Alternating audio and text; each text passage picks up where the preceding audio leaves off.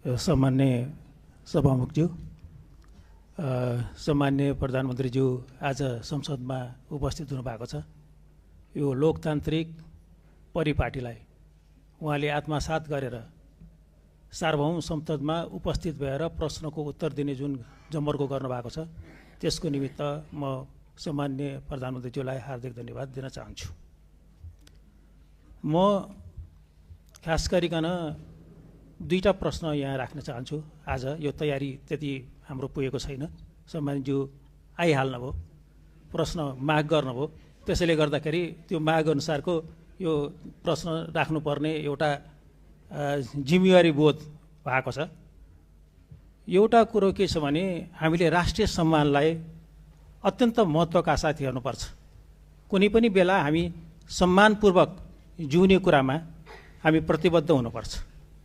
मैले यो सन्दर्भ लिस्ट डेभलप कन्ट्रीको एलडिसीको ग्रेजुएसनको सन्दर्भ उठाइरहेको छु। यो वर्ष हामी लिस्ट डेभलप कन्ट्रीको ग्रेजुएसन हुने अवस्थामा थियौँ। यसले हाम्रो राष्ट्रिय सम्मान बढाउन सक्थ्यो, आत्मविश्वास बढाउन सक्थ्यो, ताकि त्यसले गर्दाखेरि हामी अन्तर्राष्ट्रिय समुदायमा नेपाल अल्पविकसित होइन भन्ने खालको एउटा अनुभूति लिएर हामी हिँड्न सक्थ्यौँ। तर केही वस्तुहरूको निर्यातको सुविधाको निमित्त यो अवसरलाई हामीले अहिले 2 वर्षको निमित्त एक्सटेन्ड गर्ने सोचाइ बनाएको छौँ। म सम्मान्य प्रधानमन्त्रीज्यूबाट यो कुराको स्पष्ट रूपमा सकिन्छ भने हामी अहिले सबै यो इन्डिकेटर्सहरूबाट हाम्रो जिएनआई पर क्याप्टाबाट पनि हामी सम्पूर्ण कुराबाट हामी ग्रेजुएसनको निमित्त फिट भइसकेको छौँ। त्यसैले गर्दाखेरि यही वर्षबाट ग्रेजुएसनको निमित्त हामी तयारी हौँ भन्ने म अनुरोध गर्न चाहन्छु।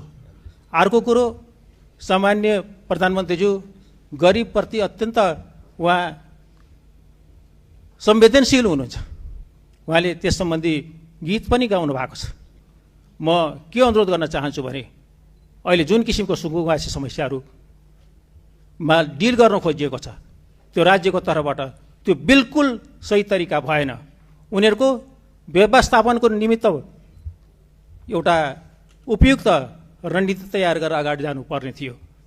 त्यति मात्रै होइन, अहिलेको बजेट यो माथिल्लो तल र मध्यम वर्गको निमित्त मात्रै छ। निम्न मध्यम वर्गीय र गरिबको मुखी यो बन्न सकेको छैन। बजेटको डिस्कसनको बारेमा हामी यसमा थुप्रै प्रश्न उठाउनेछौँ, तर यसबारेमा सम्मान्य प्रधानमन्त्रीज्यूको आफ्नो सोच विचार र कसरी यो राष्ट्रिय अर्थतन्त्रलाई हाम्रो अर्थ राजनीतिलाई लैजाने भन्ने बारे पनि यहाँको सोच हामी जान्न चाहन्छौँ। धन्यवाद।